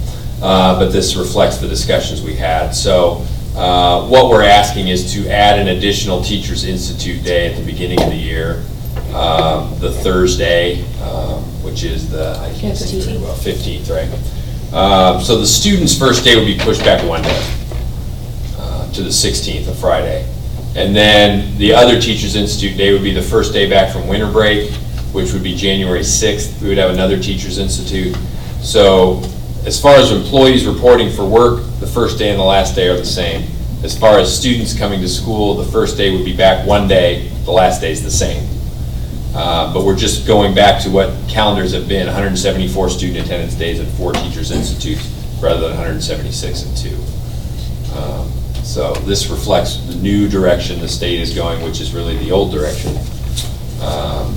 And so this is the old calendar. This is the old That's calendar. new. Okay. Yeah, the one on the agenda. We do The not- one on your screen is the old, the one I'm up, thinking, I the don't big have that screen blue. is the new. Okay. Yeah, so that's why I'm going through the lengthy discussion here. Yeah, so it's adding, and this will really be a lot better for our staff too, that they come back from winter break with a day to kind of, you know, reconstitute what's going on. And then the first couple days of school are pretty chaotic. And so giving the staff extra time to work together and the principals to work with their teachers is going to be a really good thing. So hence the recommendation, and this follows now the state clarification that they put out at the end of May. Any questions? Obviously, if approved, we need to communicate the change to the parents and let them know. We can do that tomorrow. Vote. Lyon? Yes.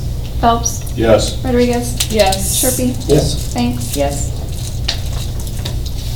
Thank you. Need a motion for the approval of the service dog pilot program. So moved. Second. And that'd be Mrs. Hay. So last month, Mr. Sainer and Mrs. Graves came and did a presentation regarding Frankie, the proposed service dog for Steele for next year for the pilot. They were able to secure $1,800 in donations from the Galesburg Public Schools Foundation right after the board meeting, if this is approved, to go towards the budget to have Frankie trained in all of the necessary shots and certifications. And then we did some checking and were able to use Medicaid funds that we are reimbursed for from the federal government and from the state in order to pay for the rest of the training. So the cost of the training is covered if the board approves the pilot program tonight. And Frankie will be off to school, I think, later this week if it's approved. They're holding a spot for her. Now, Sorry. the Medicaid funds, we're taking them from something else that we're already, would have used that money for, correct? We just have, I think right now we have, what, $250,000. They're not earmarked for anything. No. We're Well, reimbursed for we them. could be using, we're, They could be, yes. Like we've used some of them for paying for a portion of ADA playgrounds. Student equipment and Student supplies that equipment. are needed, things like that. That's kind of, so the staff does Fairbanks time studies, and they do their logs for servicing kids that are Medicaid eligible, and so this money is a reimbursement that comes back in. The key thing is that we use it for some portion of educating students or assisting can you students. clarify that this is okay use of Medicaid funds? Yes, sir. Yes. Because we're using it for students for emotional disturbances and for therapies and sensory needs. Mhm. So that brings me to a question. So this is Pilot Steel. Are we in a position now, we have other students in other facilities that don't have access to this dog. So are we in a position as a district if this goes to have them in the other schools? Absolutely, and we already have someone at JHS who would like to train their dog as a therapy dog at the high school. And I'm sure we would have a volunteer at the other schools. So we just wanted to make sure that we went through the process in one school and kind of went through all the pitfalls. But yeah, it would be our goal that we would absolutely have them in all of our schools. It would be wonderful, so. Is the, I don't want to speak for Galesburg Public Schools, but would, this is an expense. Right. And we just talked about where we're going to get 8 million to finish, so are we in a position to, these dogs don't come cheap, I guess what I'm saying. So Right. are we in a position to fund them for the other schools? So I think we would have to approach it the same way that we did with Frankie. So Ken Sainer was nice enough to donate Frankie and the cost of that. So if a teacher wanted to take that on, that maybe they would in some way procure the funds for the purchase of the dog. And then the district would do the same thing with that teacher for the training and for the insurance and the shots and the $4,000 basically that we would be looking at. But I don't think we would be looking at purchasing the dog. That could be several $1,000s. But I think definitely there's been interest. I know Nielsen, I know that, there was some interest about potentially having a therapy dog there. So I think we'll have staff members that definitely want to do that. And actually, we had a superintendent contact us from a neighboring district that there is a service dog program out of Michigan who, the word isn't recycled, what would be the word I'd want to use? Repurposes service dogs when their owners either pass away or can no longer utilize them. And so then they retrain them for therapy dogs, and for $1,000 they give them to schools that are on a waiting list. So a neighboring school had their name on the waiting list, couldn't take the dog for whatever reason, and said if anyone was interested, and I said, well, let us know if you get called, maybe we would have somebody. So there are resources out there because this is really a trend that's, been shown to be really effective in schools. So would you like to have one? I can put your name on the list. We can get you one. Yeah. I probably need it myself. There you go. Take it in the truck with you. There you go. Swing by the schools every day, for an hour. Lyon, No. Phelps, Yes. Rodriguez, Yes. Sharpie, Yes. Banks. Let's see, moving on to personnel. Motion to consider the approval of 3 new job descriptions. So moved. Second. Dr. Espy? Thank you. As promised, last month, we said we would bring back the Human Resources Generalist job description and somewhat of a cascading effect from that. It affected 2 other job descriptions somewhat. And one of them is the Administrative Assistant for Curriculum and Instruction, and the other is the Administrative Assistant, District Registrar, and Skyward Coordinator. And so we already have 2 people in place for 2 of these. We're just reorienting a little bit in one person's and quite a bit in another person's job description. And then the Human Resources Generalist is the position that we hope to fill in the coming weeks. And this is lining out to the best of our ability what we believe that he or she would be doing. Any questions?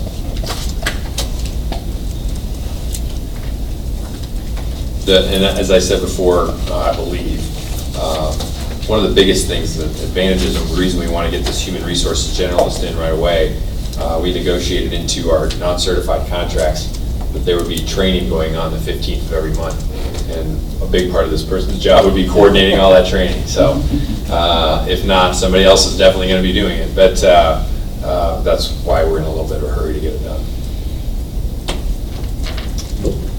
Phelps, Yes. Rodriguez, Yes. Sharpie, Yes. Banks, Yes. Lyon. Yes. A motion to consider the approval of the personnel report. So moved. Second. Dr. Espy? You have the personnel report before you. We reviewed that. I want to know if there's any questions anybody has, any clarification anybody needs. We still have, I believe by last count, somewhere in the neighborhood of 16 openings for the district. That's certified openings. So we're about 5 weeks from starting school. So the principal's been working really hard, and directors have been working really hard to try to fill those positions, and we've had some people accept and then get other jobs and turn those down. So it's been extra difficult this year, where we filled a spot a couple times. But you know, I thank the principals and directors for all their hard work in filling the positions that we have. And I know we're still working very hard to try to fill, and those continue to be ongoing. There's all sorts of articles out there about jobs, you know, teacher shortage in Illinois. It's a nationwide problem. It's very acute in Illinois, and it's very, very acute in West Central Illinois. The diminished nature of Western Illinois' teaching training program has been a huge factor in ours. We just don't have the applicants for the positions anymore. Where we used to have 100, 150 applicants for elementary positions, right now I believe we are at 0. So, I mean, it's really getting challenging. But luckily, we have lots of people here we're asking you to hire. So we're still on the hunt for some others. Zero's a low number. It is a very low number. Ms. Boone? Rodriguez? Aye. Sharpie? Aye. Banks? Aye. Lyon? Yes. Phelps? Yes. Next up, grievance update. Yeah, thank you. So as I said before, we have a meeting with the GEA next Tuesday.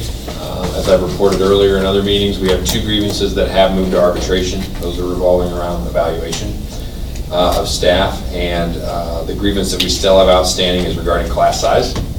And we met once. We both agreed to extend the timeline on that so that we could have another discussion about that, and that discussion will be had next Tuesday. So next Tuesday at 1 o'clock, we'll be very busy.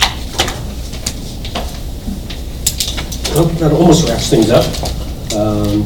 Comments by the Board of Education. I'll start with Member Rodriguez. None. Okay, go all the way down to Member Banks. None. Member Phelps. I would just like to commend you 3 and your companies for, I mean, it isn't easy what we're asking, but I do see some very exciting things that we can do. And please don't take, this is a new path and spend a lot of taxpayer money, so don't think you're being challenged but I'm sure this isn't your first rodeo either. But I do appreciate what you're doing. Thank you very much. Appreciate it. Nothing to say today? Nothing? We were almost out at 9 o'clock, and Amy wasn't leading the meeting, so we can get moving.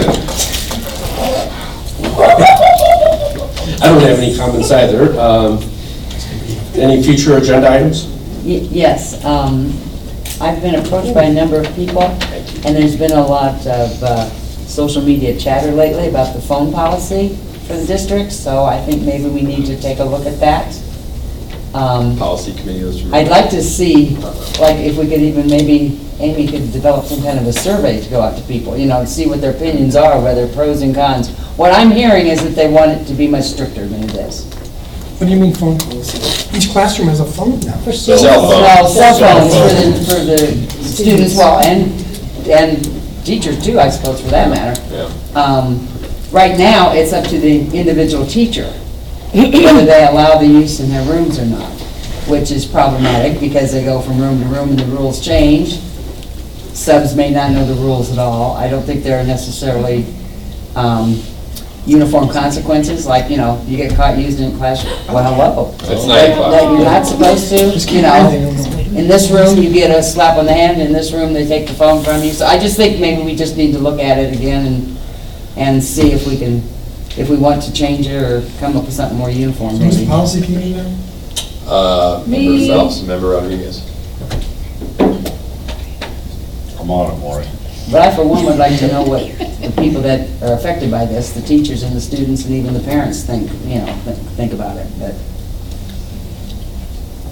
so maybe we could put something on the website that they could, you know, give their 2 cents or something.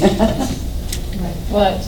I had asked for, if we can have a report on the use of the paying people's student loans. Yes. Next month, Yes, I think it was 36, but I will get you that number and I'll give you a report on that. and how much money we spent and things like that. And just so everybody knows too, next month, Mr. Bradburn is going to have a summer school report for everybody about how summer school went. Good. And, we'll have some folks here to give some qualitative as well as quantitative discussion about that.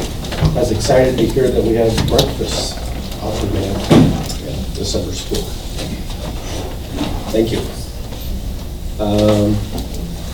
Okay, so no further future agenda items than that. Future meeting date, August 12th at 7 PM. Motion to adjourn? So moved. Second. All in favor? Aye. Aye. Opposed? Item 5.